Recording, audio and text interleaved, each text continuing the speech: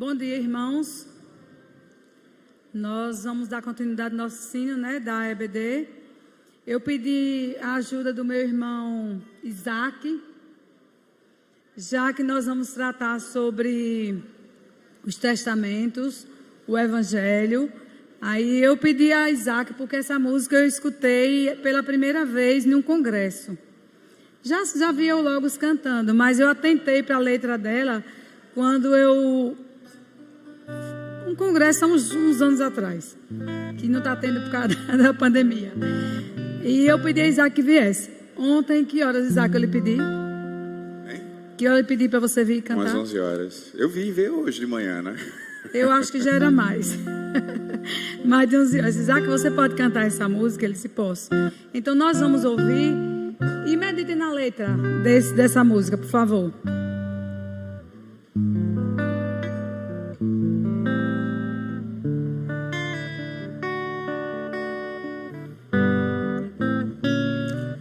Eu sinto verdadeiro espanto. Então vamos lá de novo.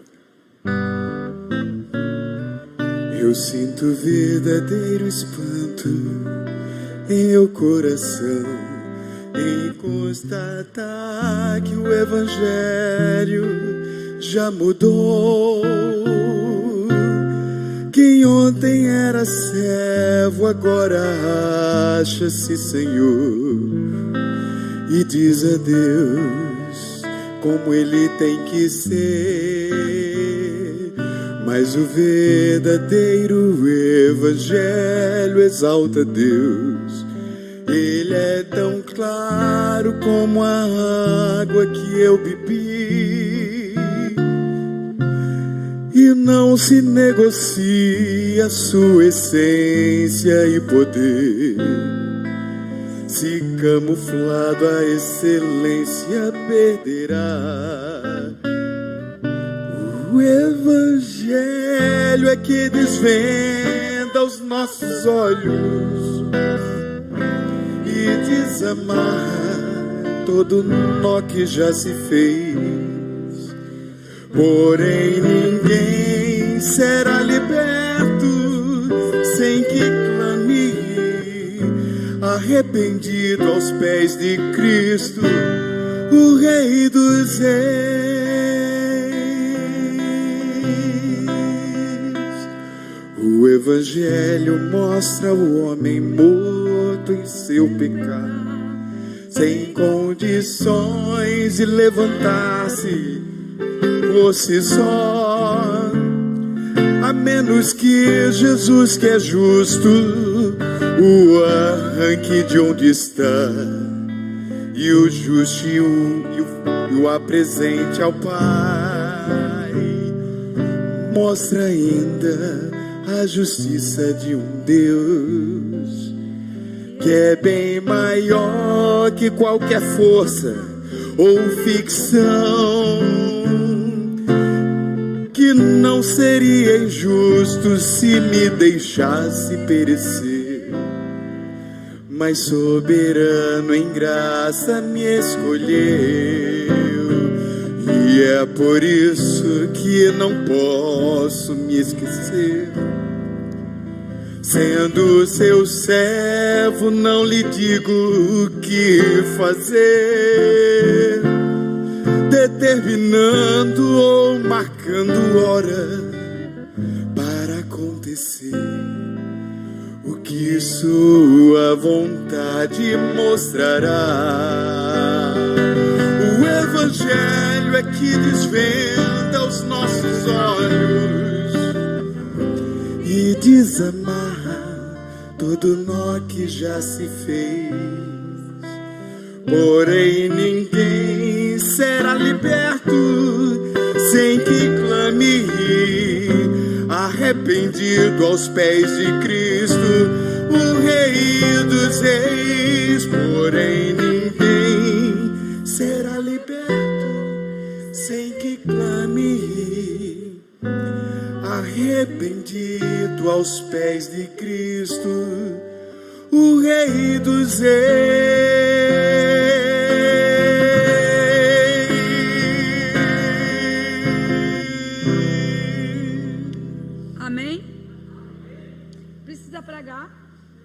Precisa ler a lição mais? Precisa mais nada. O Evangelho já diz tudo, né? E a música diz tudo. Glórias a Deus por isso. Nós vamos ler a lição Continuidade e Descontinuidade entre os Testamentos. É a lição de número 4. Mas antes nós vamos orar. Isaac, ore aqui, por favor. Já está aqui em cima, né? Aproveite e ore. Eterno Deus e Pai, é o Teu Evangelho que desvenda os nossos olhos. E que nesse desvendar, o Senhor nós possamos, na força do Senhor, ajustar a nossa rota. Muitas vezes ficamos perdidos, desajustados, mas desvenda os nossos olhos através da Tua vontade, através da Tua palavra, conforme a Tua vontade, conforme o Teu querer. Ajusta a nossa rota, no nome de Jesus. Amém. Então, a lição anterior, ela dizia, a gente estudou que é tudo sobre Jesus. Esse trabalho, essa lição que nós estamos estudando, que tem como título a Bíblia que Jesus usou, ela é uma continuidade daquilo que nós aprendemos na lição anterior. Ela vai falar dessa Bíblia que Jesus usou e que era tudo sobre ele, né? Tem um texto que Jesus, nós vamos falar sobre isso, que ele diz: se vocês lessem, se vocês atentassem para o que o Evangelho dizia, vocês iriam saber sobre mim, né? Porque os judaizantes, eles achavam que eles eram o povo escolhido por conta da escolha lá de Abraão, mas por conta do sangue. Eles não entendiam que eles eram o povo de Deus por conta da fé que veio dos pais da fé anteriores. Então, essa lição vai tratar sobre isso. O que é que essa Bíblia que Jesus usou fala sobre Jesus, né? Se ela tem relação com o Novo Testamento.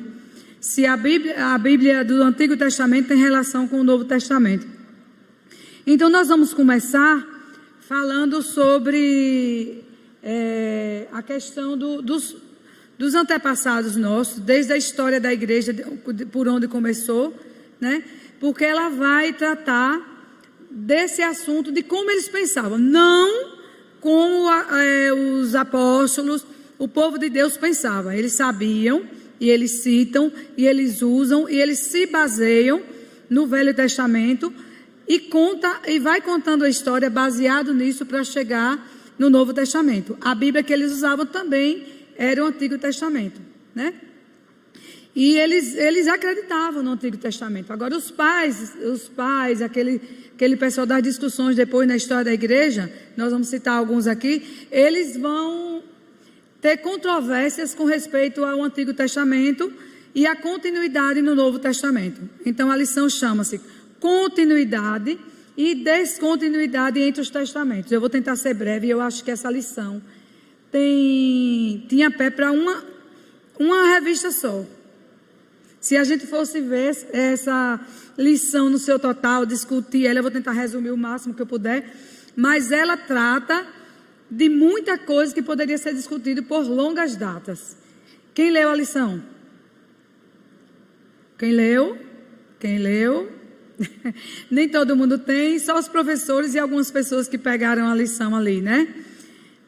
Eu ficava feliz quando eu dando aula na sala, eu via os irmãos. Uma vez uma irmã, ela deixou a lição na sala.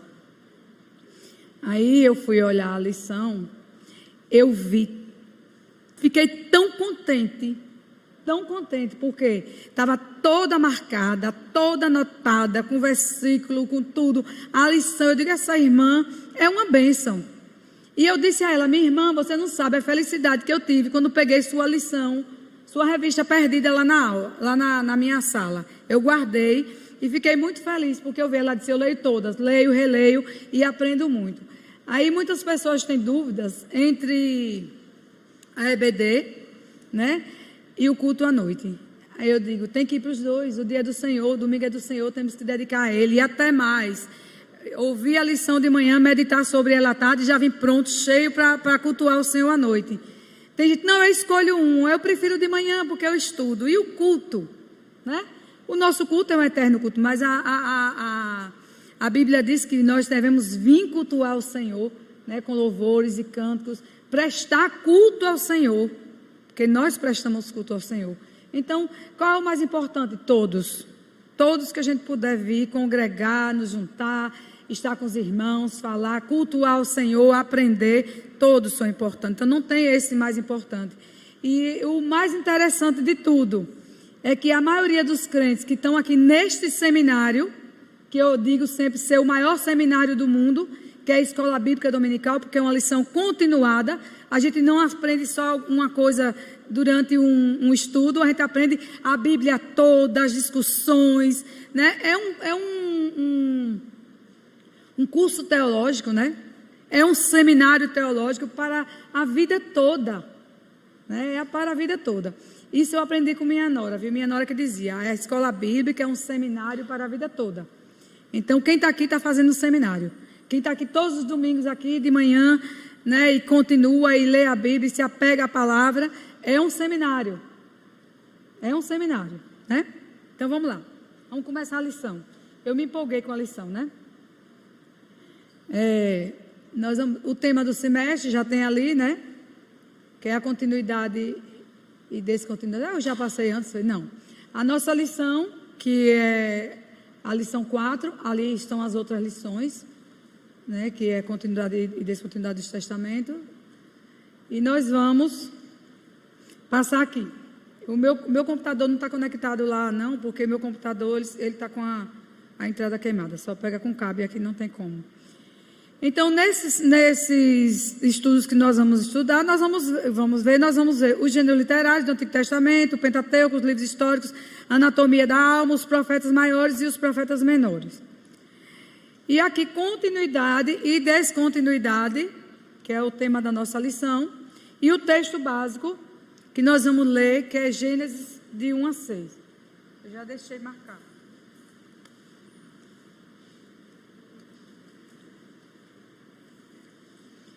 Gênesis 15, de 1 a 6. Depois disso, Abraão teve uma visão, e nela o Senhor lhe disse, Abraão, não tenha medo, eu protegerei de todo perigo e lhe darei uma grande recompensa. Abraão respondeu, ó Senhor meu Deus, de que vale a tua recompensa se eu continuo sem filhos? Eliezer, de Damasco, é quem vai herdar tudo que tenho. Tu não me destes filho, e por isso um dos meus empregados, nascido da minha casa, será o meu herdeiro. Então o Senhor falou de novo e disse, o seu próprio filho será o seu herdeiro, então e não o seu empregado Eliezer. Aí o Senhor levou Abraão para fora e disse, olhe para o céu e conte as estrelas, se puder. Pois bem, será esse o número de seus descendentes. Abraão creu em Deus, o Senhor, e por isso o Senhor aceitou. O Senhor o aceitou. Eu estava indo para o 7. O Senhor o aceitou. Então, Abraão creu naquela promessa do Senhor. Então, ele é o pai da fé. Ele creu naquilo que o Senhor tinha dito que ele seria, né? Naquilo que o Senhor faria por ele. Por aí começa a história da fé, não é isso? Então, vamos lá. O que é que nós devemos compreender nessa lição? Qual o objetivo? Compreender a importância do Antigo Testamento a partir da sua ligação com o Novo Testamento. Entender que os elementos de descontinuidade entre os testamentos não abalam a autoridade do Antigo Testamento para os cristãos.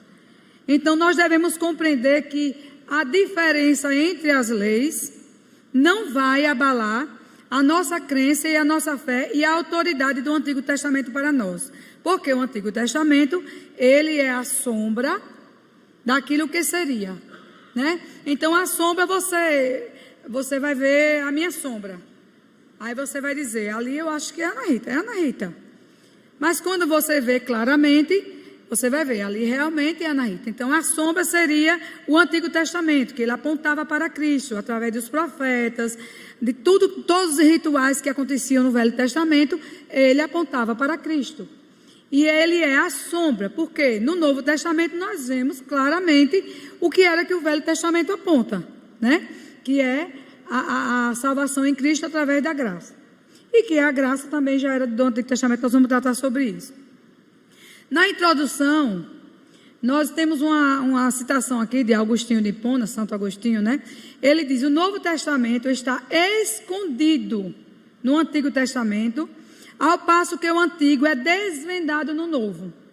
E é assim que nós entendemos, é assim que nós compreendemos. O Antigo Testamento, ele é desvendado, toda aquela sombra, toda a história que aponta para Cristo. O Novo Testamento, ele está escondido no Antigo Testamento e é desvendado com a vinda de Cristo, não é isso? Quando indo a compreender tudo isso, né? Nós vamos ver que nós não compreendermos isso compromete a nossa visão da igreja, né? É difícil, tanto que tem essas controvérsias dos antigos, né? Dos pais da igreja, eles vão se perdendo nas coisas que eles dizem. Eles vão se perdendo nessa demonstração. Teve até um que eu não estou citando, não, mas eu acho que eu coloquei ali, que disse que só acreditava em algum dos evangelhos, não acreditava nos evangelhos, só acreditava no de Lucas, no de Mateus, só no Sermão da Montanha e em algumas coisas do evangelho. Ele desmanchava totalmente o conceito dos evangelhos, né? Porque ele não acreditava. E ele foi excomungado da igreja, ele era da igreja católica. Ele foi excomungado da igreja. Não vivemos mais debaixo da lei, mas debaixo da graça. Quem é que diz isso? Que nós não vivemos debaixo da lei, mas debaixo da graça. Já vi muita gente dizer isso. Talvez até eu já tenha dito isso. Não sei. Mas muita gente diz isso. Isso é verdade? Isso é uma afirmação verdadeira?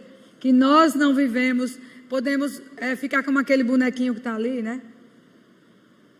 Né, Cláudio?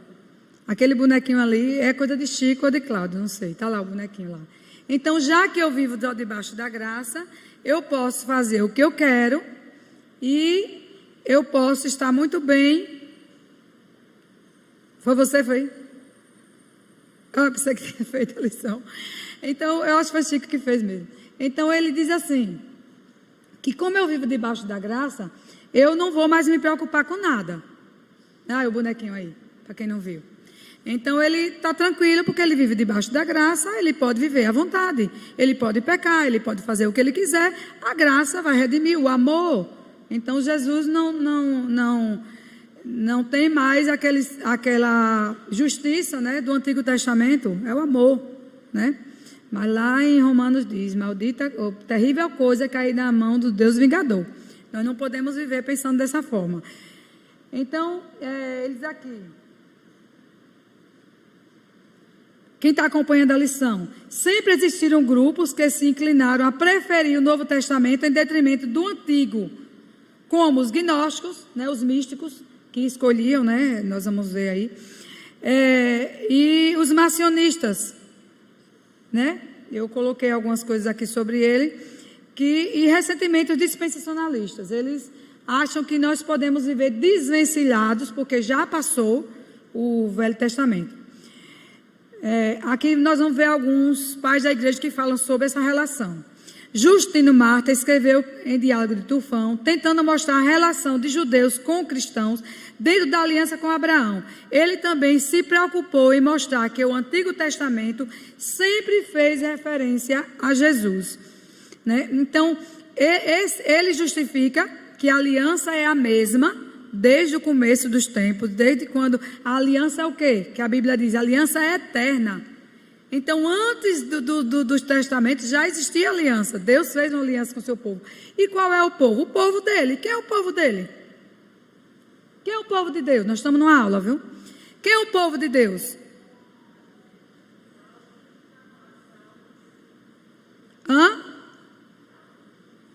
O povo de Deus somos nós. O povo de Deus é todo o povo. Não existe o povo judeu e nós. No início, né, teve essa aliança com o povo judeu.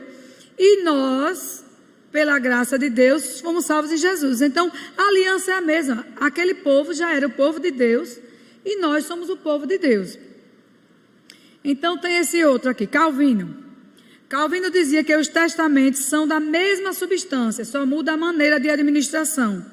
O pacto é o mesmo, só varia a forma de dispensação. Aí nós vamos tratar daquelas leis, né? Aqui vamos ver. Tais grupos defendem uma descontinuidade radical entre os testamentos, afirmando, por exemplo, que o Antigo Testamento, Deus tinha um povo, que era Israel. Ao passar no Novo Testamento, Deus passa a ter outro povo, que é a igreja. Que no Antigo Testamento a lei vigorava, enquanto no Novo Testamento estamos livres de qualquer obrigação em relação à lei moral de Deus. Vivemos apenas pela lei do amor e a lei de Cristo. É isso? Foi o que Jesus disse. Eu vim para cumprir a lei. E qual é o resumo da lei? Nós vamos ver daqui a pouco. Então, muitas vezes a gente diz assim, isso é coisa do Antigo Testamento, né? Coisa do Antigo Testamento. Mas os mandamentos é do Antigo Testamento? Ou os mandamentos estão para a gente cumprir hoje? Por exemplo,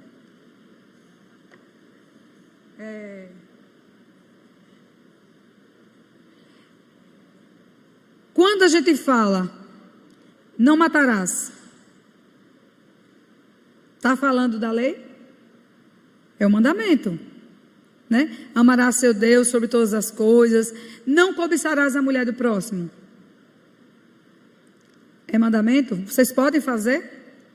Não. Jesus, além de dizer que nós teríamos que obedecer, Jesus acrescentou, e além disso, se você olhar, você já está pecando. São muitas coisas que Jesus foi acrescentando, né? Ele disse, eu vim para cumprir a lei. Ele cumpriu a lei por nós. Mas a lei que nós cumprimos, nós vamos nos basear em quem? Em Cristo. Ele disse que nós temos a lei como guia. Lá em Romanos 7, Paulo diz assim, miserável homem que sou, né? Porque foi a lei que mostrou. Ele disse, eu vivia no pecado, eu vivia morto. E a lei me mostrou que sem ela eu não conheceria o pecado. Então nós só sabemos do pecado por causa da lei, né? Então essa lei que nós devemos, os mandamentos de Jesus baseados na lei que veio do Velho Testamento. Então Calvino dizia que os testamentos são da mesma...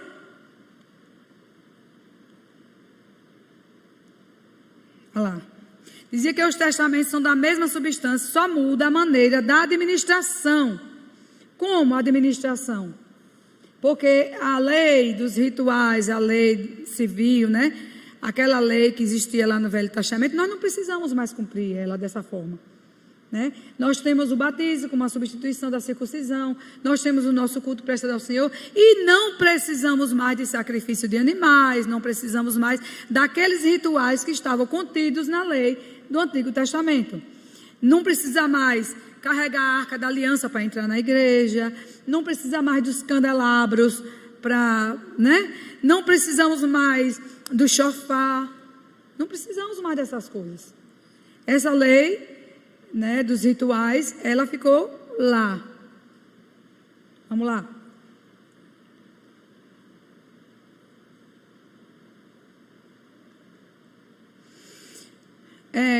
A visão equivocada, né? A gente vê na lição tem visão, é uma visão equivocada achar, né? No Antigo Testamento Deus tinha um povo e no Novo Testamento Deus tem uma igreja, porque todos somos povo de Deus. Lá no céu não vai ter assim o povo de Israel e a igreja, o povo do Senhor, do Novo Testamento. Vai ter assim? Não. Lá vai ter o povo de Deus. né? Nós somos o povo de Deus, vivemos pela lei, vivemos pela graça. Muitas divisões surgiram por não entenderem a relação entre os testamentos. Então, uns só acreditam no Velho Testamento, outros só acreditam no Novo Testamento. E para a gente, né, eu não preciso nem dizer aqui que nós cremos nos dois testamentos como um escondido no outro. O Antigo Testamento, que apontava para Cristo, e o Novo Testamento, que vai desvendar Cristo para nós. Está observando a hora. A lição de uma frase. A continuidade soteriológica e ética evidencia o pacto da graça e do Evangelho no Antigo Testamento e no Novo Testamento. A descontinuidade dos sacrifícios e das leis cerimoniais não atrapalha em nada a compreensão do Evangelho de Cristo. Pronto, está resumida a lição. Né? Aí é a lição em uma frase. A continuidade soteriológica, aquilo tudo que nós entendemos sobre o Evangelho, e ética, que é a questão do Evangelho, que nos leva a Cristo, evidencia o pacto da graça. Já vinha as mortes do Cordeiro, né, apontando para Cristo, sangue do Cordeiro apontando para Cristo, e do Evangelho no Antigo e no Novo Testamento. A descontinuidade dos sacrifícios, que foi isso que nós falamos, que nós não precisamos mais sacrificar, porque Cristo foi o Cordeiro Pascual que fez o sacrifício por nós, não atrapalham em nada a compreensão do Evangelho de Cristo. Então, não atrapalha. Está tudo explicado no Novo, no Velho, através do Novo, que foi o tempo da graça. Então, devemos crer que os dois testamentos se revelam como autoridade à vida de comunhão com Deus. Então, os evangelhos, eles...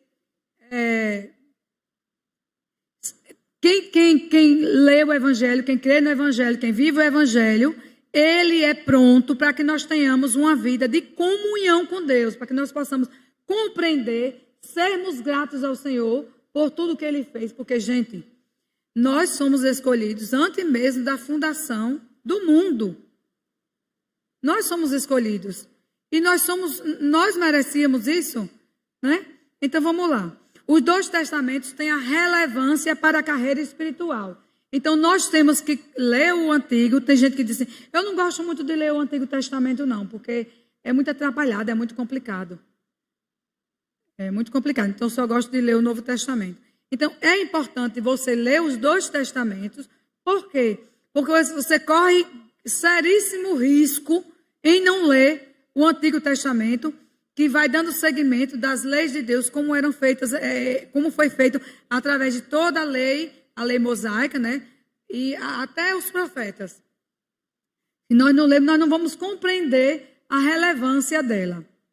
Continuidade de soteriológica. Parte da teologia que trata da salvação do homem. Então, essa parte da soteriologia, ela trata da salvação do homem, na doutrina da salvação da humanidade através de Cristo. É mais voltada para o Novo Testamento. Então, vamos entrar já nos tópicos. No Antigo Testamento, quando no Novo Testamento, a salvação sempre se deu exclusivamente pela graça. É uma coisa que nós precisamos compreender.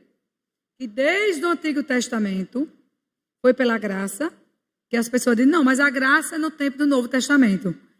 A graça já vinha do Antigo Testamento. Porque quando Deus diz que Abraão creu e a ele foi imputado, né? Está lá em Romanos 4. Abraão creu em Deus e isso lhe foi imputado por justiça. Ele disse o quê? Que foi as obras de Abraão que o salvaram? Jamais. Foi a justiça de Deus, foi a graça de Deus que salvou. Então a graça ela já vem do Antigo Testamento. Por isso que eu digo que é bom a gente discutir. Se pudesse discutir essa lição por muito tempo, porque é muita coisa para estudar, são muitos detalhes, né? Teria que estudar passo a passo. Então, Abraão creu em Deus e isso lhe foi imputado por justiça. Então, a justiça de Deus, a graça de Deus, através da fé dele, né? Através da fé que Abraão teve no Senhor. Quando Deus disse assim, olha, não vai ser Eliezer que vai ser o dono que vai ficar como herdeiro seu, vai ser o seu filho. Vem cá, vem aqui. Está vendo as estrelas do céu? Está ali, ó. Tudo ali vai ser como seus filhos, aquela quantidade. Tem como contar? Não. Então, nós não somos geração de Abraão, porque nós temos o sangue de Abraão, como os judaizantes pensavam. Eles eram geração de Abraão, porque eles tinham o sangue de Abraão. E eles não acreditavam no Messias. Por isso que eles ficam até hoje esperando a vinda do Messias. Eles não acreditaram quando Jesus disse, se vocês tivessem lido o Velho Testamento, né, com a iluminação do Espírito Santo, que não adianta ler a Bíblia sem iluminação. Eu estava falando de Jesus para um amigo, eu dizia assim, você vai ler, você é uma pessoa muito intelectual, mas você precisa da iluminação do Espírito Santo. Porque não é a sua intelectualidade, não é o seu conhecimento que vai lhe trazer a revelação da palavra. E muita gente acha, não, mas eu leio a Bíblia. Lê, mas não tem iluminação, gente. A palavra mesmo diz que ele revelou aos desentendidos, aos pequeninos, e deixou de revelar aos grandes. E nós vamos aqui nessa tristeza que nós vivemos, pensando, meu Deus, não conhece a palavra. Se conhece, não fazia isso. Estão matando gente, estão fazendo isso. Não conhecem de fato. Não conhecem. Não tem conhecimento. Então, Deus revelou aos pequeninos. Não precisa você ser doutor, né? Como o irmão estava dizendo que o pastor pregava, e ele não escutava o que o pastor pregava. Mas o irmãozinho, fraquinho, que estava ali do lado dele, falando de Jesus, ele saiu da igreja aos prantos e voltou, porque ele escutou aquilo que o irmãozinho estava dizendo. Então, é o evangelho que fica no coração, é o evangelho que traz salvação. Agora, você precisa ler para compreender? Precisa. Precisa ter conhecimento para dar aos outros a entender a razão da vossa fé. Eu preciso conhecer. Eu preciso conhecer. Para que eu possa falar como foi. Como é que uma pessoa me diz assim, olha, eu estou lendo os escritos de Paulo. Paulo ele é um cara muito intelectual. Eu li um livro sobre Paulo, tem tal pessoa que fala sobre Paulo. Ele é um intelectual, um cara bom, que conhecia das leis, era um cara formado, era doutor, né? Era doutor. Então, eu disse... Mas Paulo disse que tudo que ele sabe, tudo que ele faz, é o quê? Trapo de imundície. Todo aquele conhecimento, tudo aquilo não serviu para nada. Só serviu quando, de fato, ele foi arrebatado de uma forma incondicional pelo Evangelho, como nós somos. Quem foi que fez o pacto? Foi eu ou foi Deus? Quem fez o pacto? Foi Deus que fez o pacto comigo. Foi Deus que fez o pacto. Não fui eu que fiz o pacto com ele. Eu não procurei a igreja para achar Deus. E mesmo que eu tivesse procurado, foi o Espírito Santo que me levou. A fé que eu tenho, a fé que Abraão teve, quem é que dá a nossa fé? Quem é que coloca a fé em nosso coração? É Deus. A Bíblia diz que a fé é dada por ele para que ninguém se glorie. Ó, eu vim, eu procurei, eu estava ouvindo, aí de repente eu entendi que era assim, porque eu. A Bíblia diz que para que a gente não se glorie, até a fé salvífica, a fé que nós temos, é o Senhor quem dá. Então não adianta, pode ser doutor, pode ser o que for. É o Senhor quem salva, é o Senhor que liberta. E a gente tem que falar essas verdades para a igreja aqui hoje e falar para o mundo, porque nossa lição não vai ficar só aqui. Nossa lição vai sair. Ela vai para o YouTube, né, André? Ela vai. E as pessoas botam lá continuidade e descontinuidade do evangelho, entre os evangelhos, e vai aparecer a lição da EBD, Escola Bíblica, 12 de agosto. E as pessoas vão ouvir. Então a gente tem que chegar nos níveis que alcancem o coração das pessoas. Todas as vezes, né? É isso? Com a sabedoria que a gente não tem, mas que Deus dá.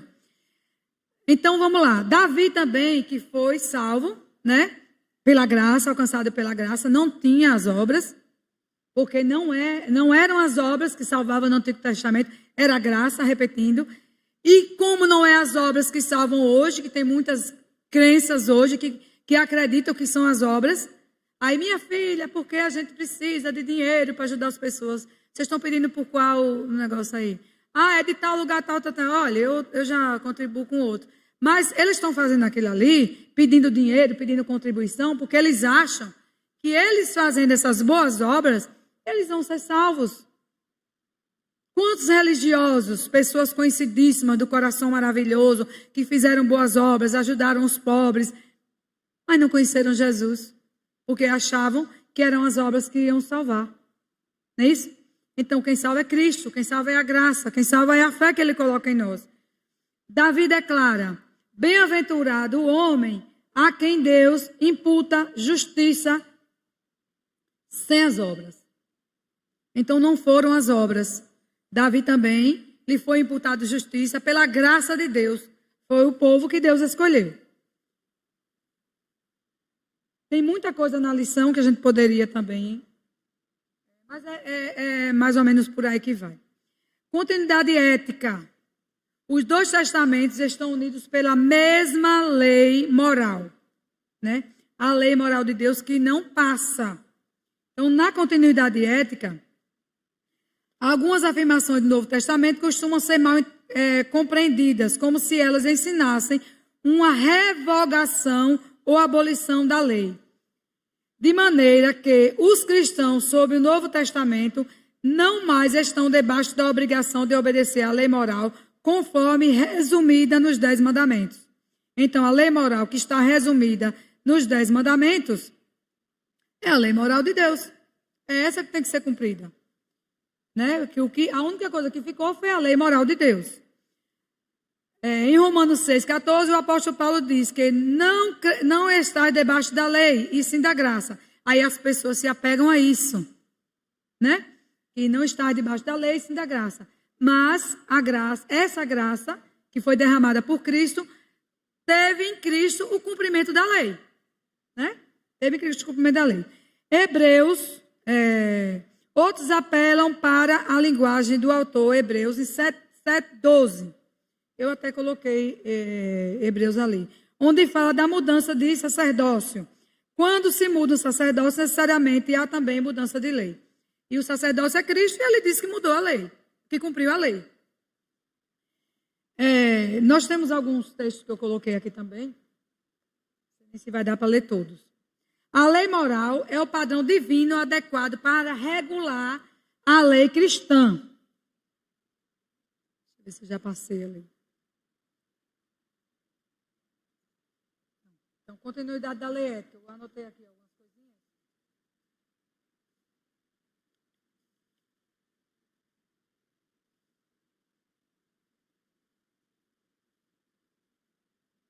Então, no Antigo Testamento, a salvação pelas obras ou pela fidelidade à aliança ou obediência à lei, isso que diziam. Porque o fim da lei é Cristo para a justiça de todo aquele que crê. A lei moral e cerimonial era uma expressão do caráter de Cristo que ia apontando, né, naquele sacrifício que eles faziam. Eu até coloquei algumas coisas ali. Deixa eu ver se vai aparecer aqui.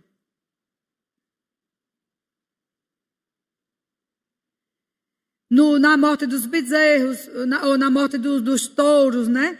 Então, essa lei apontava para isso. E era o que demonstrava o sangue passado, as aspergido, era o cordeiro pascal. Então, essa lei, né, dos rituais, ela não nos cabe mais. A lei moral é o padrão divino adequado para regularizar a vida cristã. Está resumido. Amar a Deus sobre todas as coisas e ao próximo como a si mesmo. Jesus vai resumindo essa lei. Então, vamos ver lá, quando a gente está na lição aí, vamos ver a parte 3, né?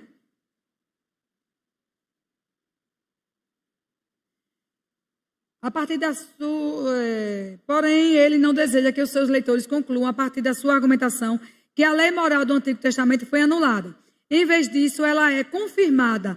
Ela não é, obviamente, um pacto de obras para os cristãos, mas sim uma regra de vida, uma regra para uma vida agradável a Deus por parte daqueles que já foram salvos, justificados gratuitamente em Cristo. A lei moral é o padrão divino adequado para regular a vida do cristão, que é a lei dos testamentos. Então, vamos lá.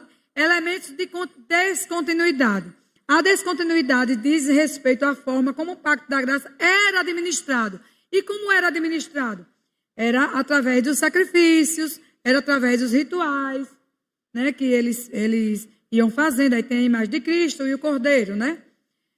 Aqui temos em Hebreus 10,4, diz que é impossível que o sangue de touros e bodes removam pecados. E também fala daquela questão das comidas, eles dão dietas, aqui na lição diz que eles dão as dietas, né? E como é que se não coma isso, não coma aquilo. E o que Jesus Cristo disse sobre a alimentação? Jesus santificou tudo. Ele disse, tudo que eu fiz é santo. Pronto, coma tudo. E o que a gente tem que ter cuidado?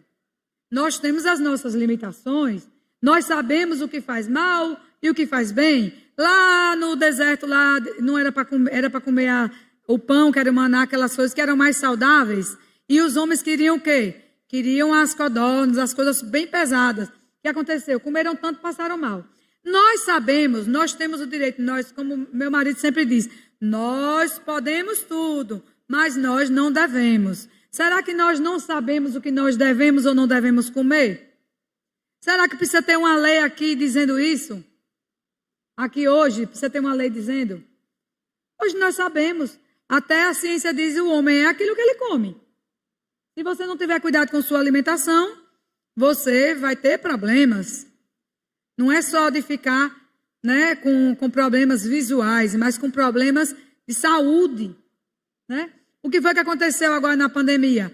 Corre para a vitamina D, corre para as frutas, corre para os legumes, né? Deixa de comer isso, deixa de comer aquilo, né, doutor? Deixa de comer aquilo outro, porque, né, Dorcas, os doutores sabem disso. É nosso cuidado com a nossa saúde, com a nossa alimentação, nós sabemos. Nós não precisamos dessa dieta que vai regular a nossa alimentação, né? E também através nós sabemos das continuidades, do que vinha também através dos sacerdotes, né? Que tinham todo esse ritual que a gente está vendo aí. Vou passar aí para vocês verem. Então está lá. Ali está mostrando a tenda, os rituais, matando os bezerros, né? O cordeiro que era imolado, né? E os profetas.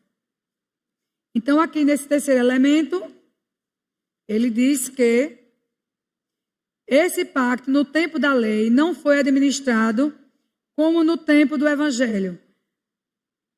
Não foi administrado como no tempo do evangelho. Sobre a lei foi administrado por meio de promessas, profecias, sacrifício da circuncisão do cordeiro pascal e de outros tipos de ordenanças dados ao povo judeu, tudo prefigurando a Cristo que havia de vir. Há um único pacto da graça que é administrado de forma distintas em ambos os testamentos. Então, esse pacto antigo, nós não precisamos mais fazer, como nós falamos no começo. Encontramos no Antigo Testamento cerimônias prescritas ao povo de Israel, como dietas alimentares, lá em Levíticos 11, festas religiosas e rituais de purificação, que não mais estão em vigor, uma vez que todas elas se cumpriram em Cristo. Por exemplo, em relação aos animais, que os judeus eram proibidos de comer. Em Marcos 7,19, encontramos a afirmação de que considerou ele puros todos os animais. Né? Também encontramos no Antigo Testamento inúmeras prescrições, como a sacrifício de holocaustos, que deviam ser oferecidos diariamente. E pergunto, como a gente ensina as crianças, não sei se tem alguém aqui que fazia parte da PEC, nós ensinávamos as crianças que eles matavam os boizinhos, eles matavam os carneirinhos, eles matavam as aves para perdoar os pecados. E eles tinham que fazer isso todos os dias. Eu dizia aos meninos, haja animal, vou matar os bichinhos todos. Já imaginou se hoje nós estivéssemos nesse mesmo ritmo, matando os bichos para perdoar pecado? Então a gente conversava com o menino. Quem foi que foi o cordeiro que de uma vez por todas anulou todos esses sacrifícios? Quem foi? Jesus foi o cordeiro puro, limpo, que foi oferecido em sacrifício para apagar os nossos pecados. Aí alguém diz assim, mas já apagou os de agora, os de antes e o de depois? Ah, então eu posso pecar. Se ele já pecou todos os nossos pecados até a gente ir para o céu, eu posso pecar. É assim? Não. Ele pagou os nossos pecados, nós temos que viver uma vida que agrade a Deus, Porque nós temos que ser gratos ao Senhor por tudo que Ele fez por nós. Eu até tinha anotado ali que eu acho aqui.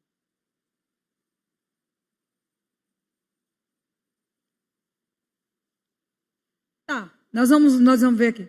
Ele diz assim, que nós não merecíamos, como Abraão não merecia, como Davi não merecia, como o povo dele lá, os judeus não mereciam. Nós não merecíamos a salvação em Cristo e Ele nos salvou. E por isso nós temos que ser gratos, né, procurando em Cristo cumprir as suas ordenanças. Agora, como é que a gente faz isso? Será que alguma coisa é pesado para a gente cumprir? Dos mandamentos do Senhor? Das coisas que nós devemos fazer? Daquilo que a Bíblia nos mostra como testamento?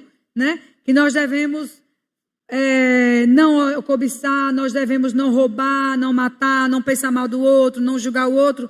Será que nós... Aqui, pronto.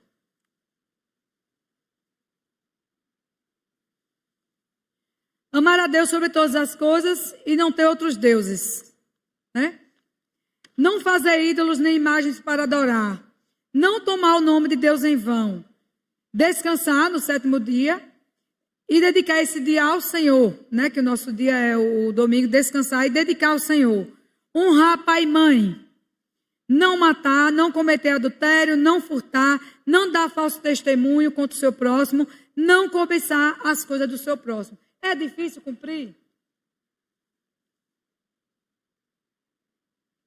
Claro que é difícil. Muito difícil. Mas por que é que nós em Cristo tentamos fazer as coisas que Jesus manda? Porque Ele disse que cumpriu por nós. Nós precisamos cumprir? Precisamos. Precisamos obedecer a palavra. Por gratidão ao Senhor, para cumprir a palavra de Deus e por saber que não merecíamos Cristo. E Ele nos redimiu. E Ele nos salvou, pecadores como nós somos. Quando Ele diz assim, tem um autor que ele diz assim, quando Abraão creu, né? Abraão, ele já não era mais fértil, nem Sara. Ele estava morto na situação de reproduzir. E Sara também. E ele creu. Ele estava morto. Como é que nós estávamos? Antes de conhecer a Cristo, mortos em nossos delitos e pecados. Nós estávamos mortos. Abraão creu. E nós cremos que através de Cristo, pela fé em Cristo, justificado por eles, que nós podemos sim fazer a vontade dele e tentar, né? Pedindo perdão todo dia, como Paulo disse que não é isso que eu quero fazer, mas é isso que eu faço. Fazer o que a Bíblia manda e que os 10 mandamentos mandam. Porque nós não podemos dizer que nós vamos cumprir, porque se a gente errar em um, a gente cortou em todos, nada mais serve. Mas é através de Cristo que nós somos levados a obedecer, a obediência, por gratidão. E a Bíblia diz que Deus não nos dá fardo mais pesados do que o que a gente possa carregar. Então, tudo aquilo que Ele propôs que a gente deveria fazer, Ele diz que nele, por Ele, nós podemos fazer. Por quê? Porque é em Cristo que nós cumprimos, não é em nós mesmos. Como é que pode essa carne da gente estar livre dos pensamentos pecaminosos?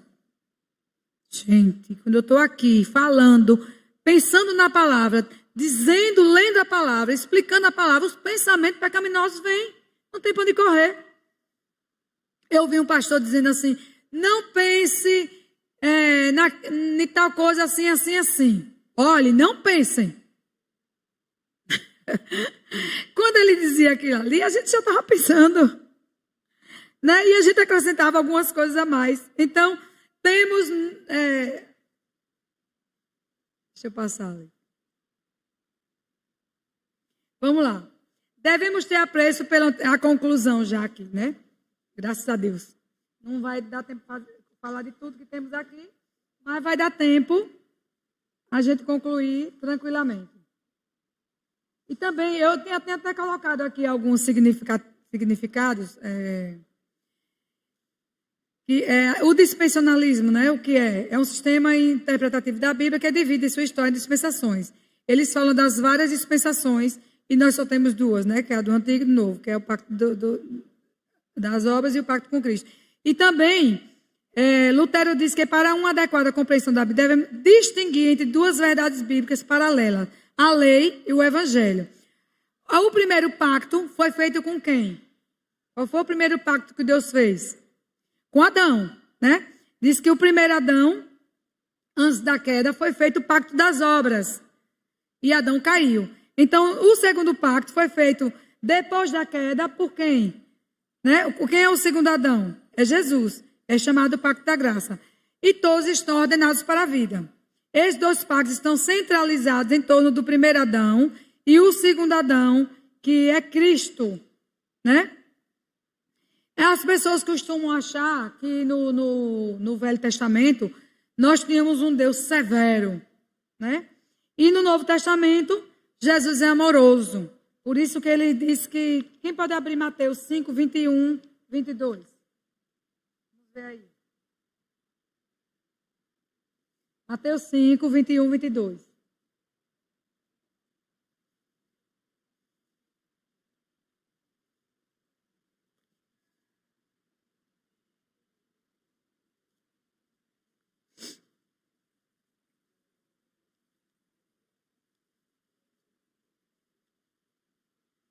E tanta coisa, minha gente, para estudar, que, assim, eu tentei fazer o resumo, mas é muita coisa boa, é muita maravilha, muita bênção.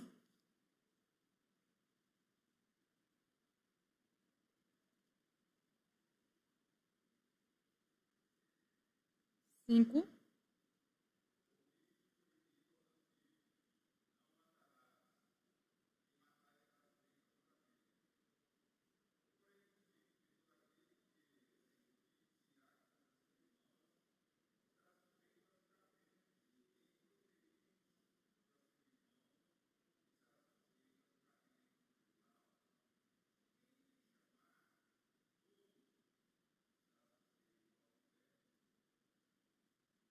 Então, esse é o evangelho suave. Quem disse isso? Quem disse isso foi Jesus. O Velho Testamento diz que quem matar, né, vai ser morto total. Mas Jesus diz, quem olhar, quem julgar, quem chamar de idiota, está sujeito ao fogo do inferno. É Jesus. Jesus não aboliu a justiça. Ele é justo, ele é amor, mas ele é justiça. Até o ódio, até a raiva, até a vingança do Senhor é justa. Então, esse evangelho, né, é o evangelho da graça. É o evangelho da graça. Temos no Antigo Testamento a revelação do evangelho da graça em Jesus. Muitos irmãos mencionados no Novo Testamento foram evangelizados pelo Antigo Testamento. Nós temos exemplos. Jesus citava o tempo todo o Antigo Testamento e dizia, se vocês lessem o Antigo Testamento, vocês iam me encontrar lá e saber que eu sou o Messias que já vim, né? Quando aquele homem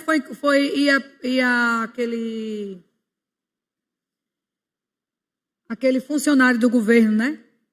A explicação é esse funcionário do governo que ia pela estrada lendo Jeremias, que ele não entendeu, Isaías, que não entendeu a palavra, que perguntou a... Qual é o nome dele? Filipe, né?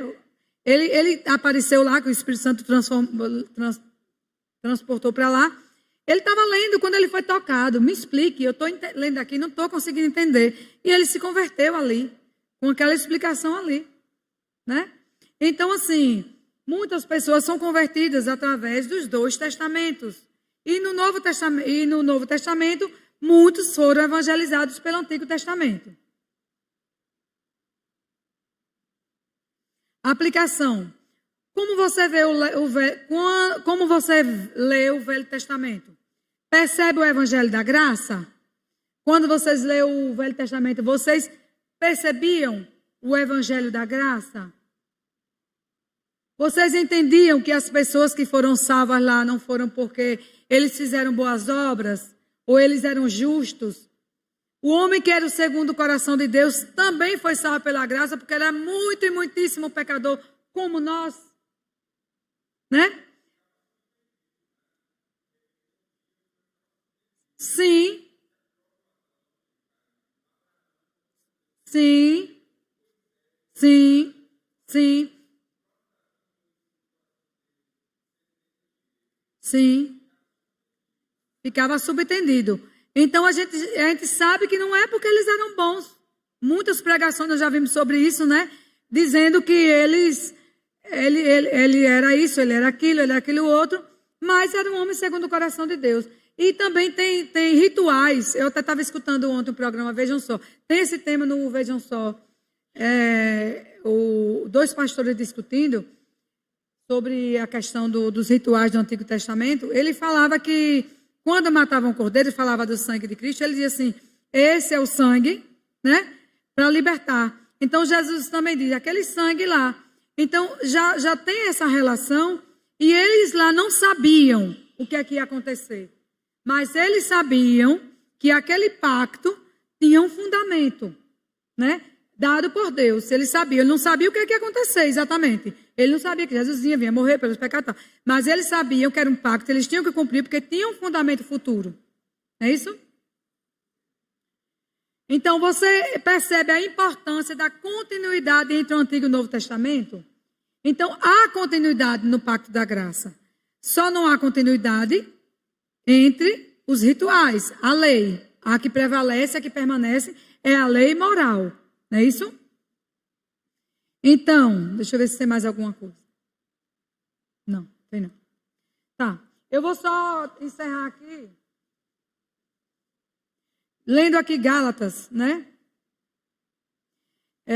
Pois toda a lei se resume num só mandamento, a saber, amarás o teu próximo como a ti mesmo. Mateus 22, 37 diz, amarás o Senhor teu Deus de todo o teu coração, de toda a tua alma e de todo o teu entendimento. Ele diz que Jesus é a chave hermenêutica que desvenda o Novo Testamento. Então, Jesus, ele é a chave hermenêutica que desvenda, é a explicação do Novo Testamento. E eu também anotei aqui que nós devemos amadurecer lendo a Bíblia como um livro completo. Não existe. Que sem ele nós temos risco de ficar incompletos, né? Nós não temos maturidade espiritual e podemos ter ideias passivas, né? Parciais, né? Que só vê um lado da história.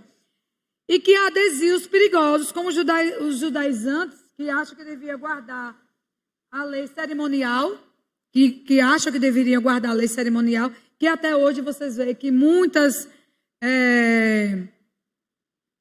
eu não queria dizer igrejas, né? Mas muitas igrejas, muitas doutrinas, ainda criam esses rituais que não têm valor nenhum mais para nós hoje, nos dias de hoje. Então, quando nós não lemos os dois testamentos, quando nós não regulamos um pelo outro, quando nós não entendemos que um apontava para o outro e que sem eles nós corremos o risco de ser parciais e não entendermos de fato o pacto antigo, né, das obras com o pacto da graça. O que foi o primeiro Adão e o que foi o segundo Adão. E que sem ele, e que sem o evangelho, como foi cantado aqui, eu vou pedir para cantar de novo, nós não entenderíamos a palavra de Deus. Certo, meus irmãos? Deu para entender mais ou menos? Eu acho que com o passar das outras lições, nós vamos aprender mais, né? Porque tem muita coisa, eu anotei tanta coisa, eu botei tanta coisa, mas não dá, né? E entendermos que o pacto foi o Senhor que fez conosco e que a aliança que o Senhor fez conosco, ela é eterna, não é isso? Muitas pessoas fazem pactos, fazem aliança, fazem contratos, mas esses pactos se desfazem. Você vê, os homens fazem um pacto com Deus, nós fazemos com Deus, no casamento fazemos as nossas promessas e nós desfazemos toda essa aliança. Nós, quando estudamos no MMI, né, Cláudio? Em Maísa e Levi, nós vemos qual a diferença do pacto dos homens e a diferença do pacto com Deus. A aliança com Deus é eterna. E nós não merecemos. Nós somos indignos dessa aliança eterna que Deus fez conosco para a eternidade. Nossos filhos estão guardados lá em Apocalipse, né?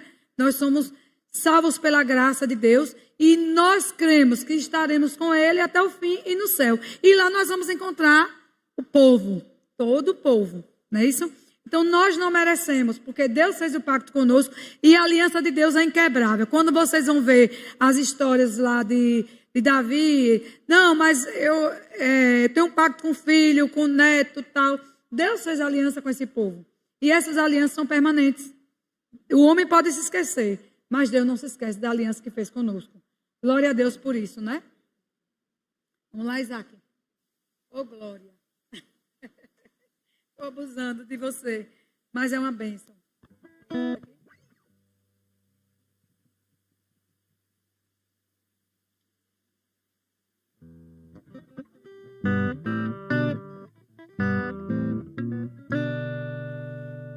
Eu sinto verdadeiro espanto no meu coração em constatar que o Evangelho já mudou. Quem ontem era servo agora acha-se Senhor e diz a Deus como Ele tem que ser. Mas o verdadeiro Evangelho exalta Deus. Ele é tão claro como a água que eu bebi, e não se negocia sua essência e poder. Se camuflado a excelência perderá. O Evangelho é que desvenda os nossos olhos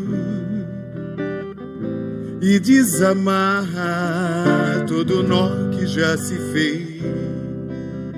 Porém ninguém será liberto sem que clame arrependido aos pés de Cristo, o Rei dos Reis. Vamos lá todos? O Evangelho mostra o homem mudo em seu pecado, sem condições de levantar-se por si só, a menos que Jesus, que é justo, o arranque de onde está e o justifique, o apresente ao Pai.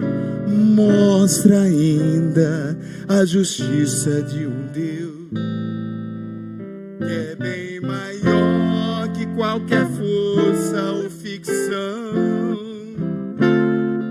que não seria injusto se me deixasse perecer, mas soberano em graça me escolheu. E é por isso que não posso me esquecer. Sendo seu servo, não lhe digo o que fazer, determinando ou marcando hora para acontecer o que sua vontade mostrará. O Evangelho é que desvenda os nossos olhos e desamarra.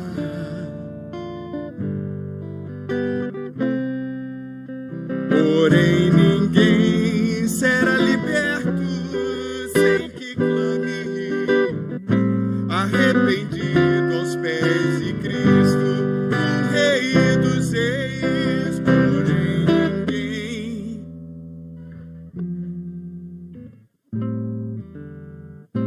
arrependido aos pés de Cristo, o Rei dos Reis.